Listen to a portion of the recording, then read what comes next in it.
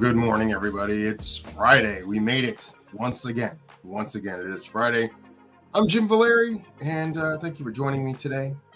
It's a beautiful morning. It's going to be a beautiful weekend up here in balmy Massachusetts. It's going to be a balmy 50 degrees today. Super excited about that. And over the weekend, it's going to be warmer, although it'll be rainy. It's sort of a trade-off you get sometimes, so that's the way it is. But I've got my coffee ready. I actually love Fun Friday. And the reason why I love Fun Friday is because I can kind of chill out, take it easy, and I don't have to get into serious topics. I sort of dedicated myself the other days of the week to talk about things that are, sort of like helpful and, share my wisdom, such as it is, about things that are going on in the therapy world and marriage and stuff like that. But Friday, I do fun things. So today, I'm going to review this book, American Sniper, the autobiography of the most lethal sniper in U.S. military history. This is the story of Chris Kyle, if you are unaware. The book's like 12 years old. All right, and it is a phenomenal story. If you have never read military accounts, buckle up, because this one is really, really, really good. I really enjoyed this a lot. The ending is sort of tragic. They don't really share the ending, obviously, because at the time he was still alive, but he was tragically murdered. So that does kind of put a sour taste in your mouth to some degree, but the account is extraordinary. If you have never met anyone who has dedicated their life to defending this country, they are some of the most amazing people on the planet. SEALs are extraordinary. Okay, you read this book and you think they're training superheroes. Okay, like it is wild. The kind of stuff that they have to go through to sort of do the job that they do, and they go and they do this crazy training, and they go over during the Iraq War. Now, whatever your opinions are about the Iraq War, suffice to say, he went through that and was there and served his country and what have you. And the guy was on the front lines. I mean, he was there, and he time and time again kept dodging bullets. It was pretty amazing. Most of the guys in his unit survived. There were 2 casualties from his entire SEAL team unit. It's amazing to think about how, somebody goes in and they go into a situation, or a group goes into a situation, and they can just kind of, clean house and do all this damage and stuff and kind of walk away scot-free as far as their lives are concerned. Now, there's a lot of criticism about the Iraq War. Even he criticizes the Iraq War because he's kind of like, what the heck are we doing here? What's going on? He started criticizing the politicians, and he could do it because he was out of the military at that point. So he had his own fair share of criticism about the Iraq War.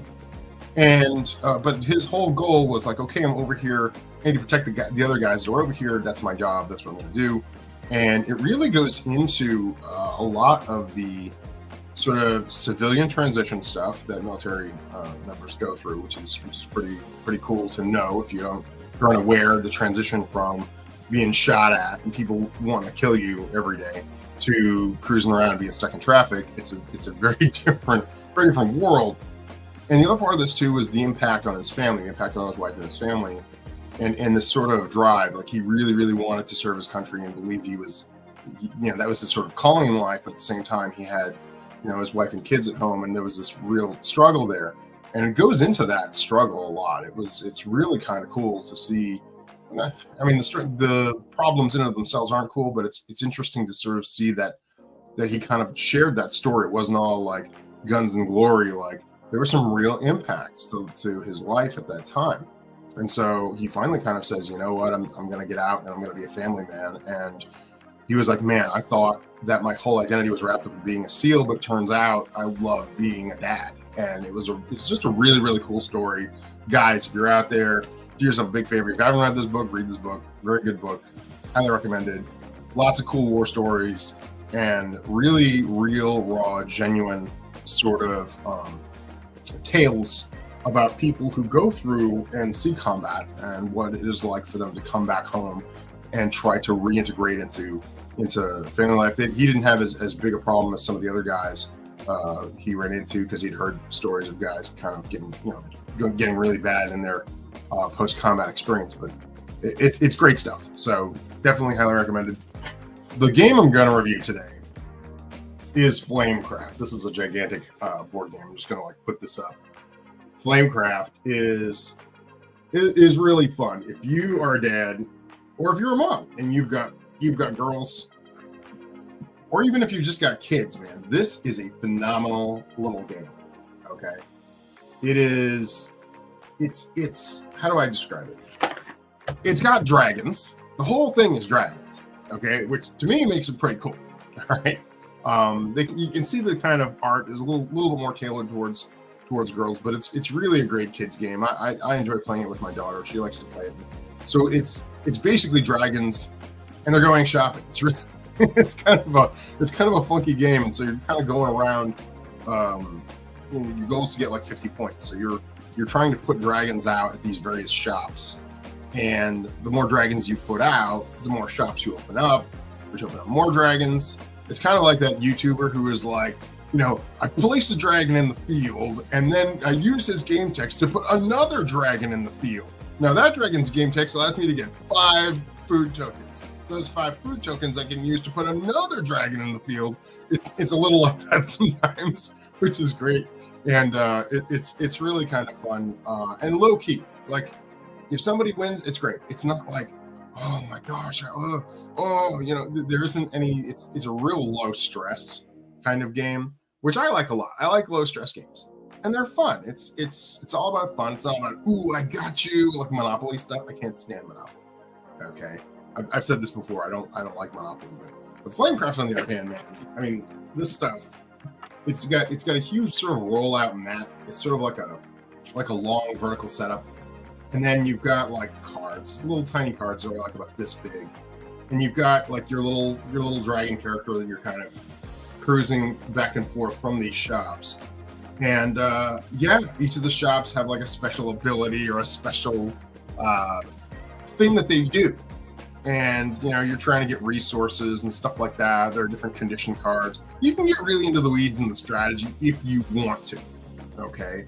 But for the most part, we just kind of play for fun. And it's just a fun game. It's low. It's not like big combat. It's not like, oh, we're trying to kill some evil. It's like, hey, there's a dragon over here that's a baker, and he's got some bread. If you want to go pick up some bread, you can go ahead and do that. By the way, this dragon over here is a blacksmith, and you can pick up some stuff over there. And it's a fun game. It's really chill, and it has that sort of like fantasy element to it. It would be like if a town full of dragons that goes, torching stuff. We're just chilling out, taking it easy, having a good time. This is kind of what that's about. So, anyways, it's a phenomenal game. I would rate it. I would rate it probably a 7 or 8 out of 10. It's fun. I think the one downside to it is that once you've played it once, you've played it. You played it all in many respects. So they do have some variations and rules that you can do to make it a little bit more complicated if that's what you want to do, a little bit more difficult. But at the end of the day, it's not a bad little game. It's kind of cute. I think it's $30 on Amazon. I'll probably head my wife to go put the link up in there. But it's for $30 something. The game's pretty quality. It's got some like like all the pieces and stuff are wood. Let me just dig this out. Like here, your little dragons. They're cute.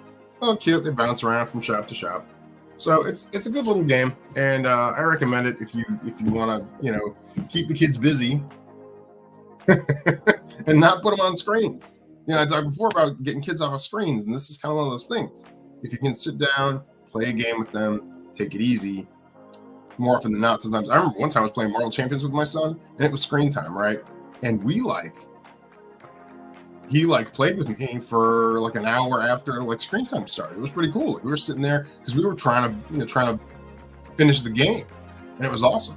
So, just a pro tip: if you want to get your kids off of screens, get them into some games. Get them doing something fun. If they will do something fun, they will get off the screens. Okay, so this is what we're doing. This is why I have all these board games. Okay, we've sort of tried to find and fill up these the notion about trying to get them to do things that are not screen based. So, anyways, well, thanks for joining me today, guys. I hope you've had a little bit of fun today. I hope I started your day off on a fun note.